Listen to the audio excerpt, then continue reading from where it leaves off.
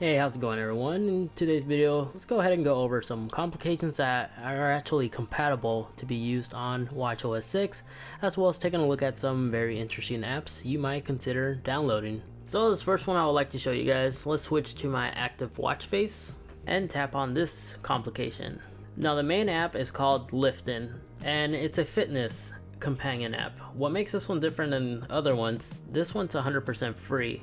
There's no monthly premium subscription you have to subscribe through, no free trial, there's none of that. And how this application works is like this. This app allows you to keep track of all your exercises that you have for that day. If it's an upper body day, lower body, push or pull, this application allows you to create your very own workout plans. And there's also some pre-made ones you can adjust or add here. So what I like about this application is that when you actually finish your set, this timer will go on automatically and will notify you when it's time to start your next set. And then when you're all done with your gym session, you can actually save your workout and it'll be uploaded to the application. So if we open up the app and tap on total workout, you can see your previous workouts right here. I just like this app because I just discovered it recently and I was testing it out yesterday and it worked really well. And if you're a first timer, there's a bunch of pre-made ones already ready for you. And of course, you could create your very own workout programs right here. All the common exercises are right here that you can easily just search them up and include it in your next workout. And of course, you could rearrange it however you like. So if you're a fitness guru or want a better way to keep track of your workouts without carrying a notepad with you, this is definitely an awesome companion for that. Now another application that works really well with watchOS 6, it's called Pacer. What I like about this application, it actually has a complication that will tally up all the steps you have taken for the day. And when you tap on it, you can actually set your goal and it'll show you your progress throughout the day. I like using this application because I could quickly take a quick glance and I have an idea how many more steps I need, instead of estimating with the calorie rings, the activity rings by Apple. Where in the past I will always have to tap on the activity ring and scroll all the way down in order for me to see how many steps I'd taken for the day, as well as the distance. This complication shows it all right there.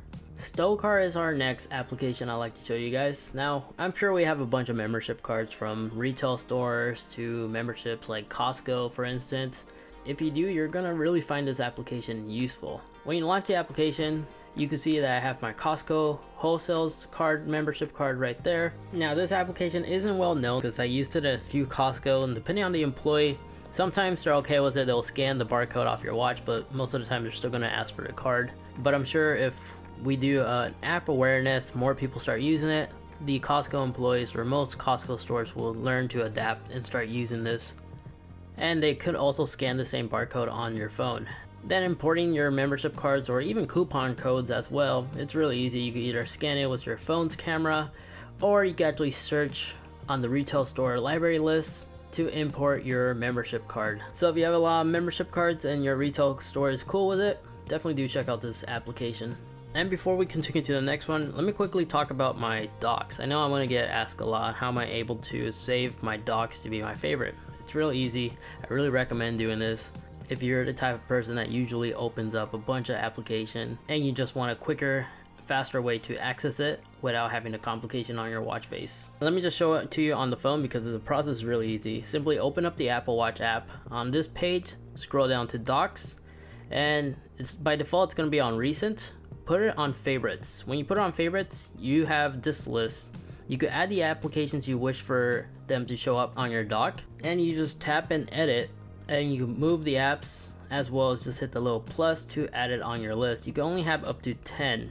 Simply tap done, and let me show you guys something real quick. If we go to our alarms, for instance, tap on that, that's gonna be our recent app. If we hit the power button, there's our dock, and we still have one slot available for our recent application. And then underneath are going to be the apps that are always going to stay here because these are listed as our favorites. So this is a really quick way to get access to your applications without having it taking up space on your watch complication. Carrot is our next app I want to quickly show you. It's a supportive complication for watchOS 6. As you can clearly see, I have it right there and it's working just fine. If you tap on it, it basically just shows you the weather and also has funny captions as well. It shows you the stats throughout the hour. And if you 3D press, you have a bunch of different options. It's a really cool weather app. Highly recommend checking it out at least. Now this next application is called Chirp. If you've never heard of Chirp, it's basically a Twitter app, but the thing that makes this Twitter app different than other Twitter applications is that this one's free to download and everything just loads really quick. You're able to like, retweet tweets, as well as view the images and videos. It's still one of my favorite applications when it comes to browsing on my Twitter feed. And yes, it does have a complication that works on watchOS 6. Now for travelers, definitely do check out this next application / complication. It's called App in the Air.